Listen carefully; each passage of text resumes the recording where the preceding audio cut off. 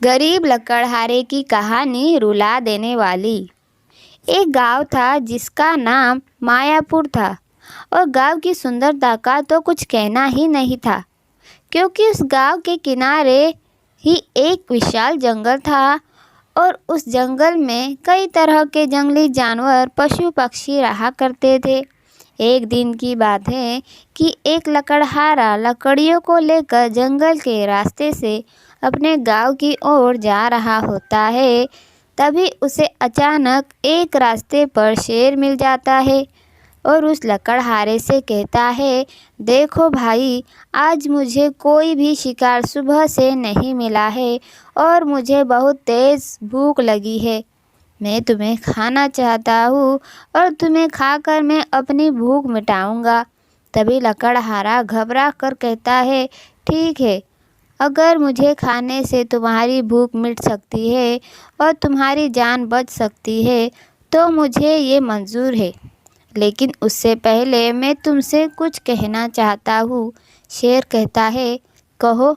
तुम तो भैया अकेले हो और तुम्हारे ऊपर किसी की जिम्मेदारी भी नहीं है, परंतु मेरे घर पर बच्चे बीवी भूख से व्याकुल हो रहे हैं।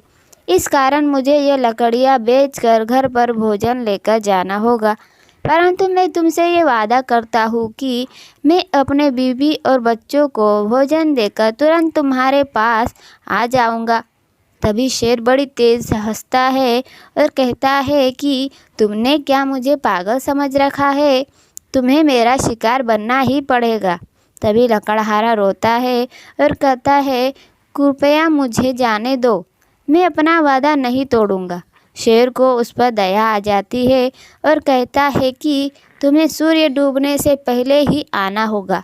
लकड़हारा कहता है, ठीक है। जब लकड़हारा अपनी बीवी और बच्चों को भोजन देकर शेर के पास वापस आया तो शेर प्रसन्न होता है और कहता है, तुम्हें मारकर मैं कोई पाप नहीं करना चाहता, तुम ईश्वर के सच्चे भक्त हो। तभी लकड़हारा शेर का धन्यवाद करता है और खुशी खुशी अपने घर लौट जाता है।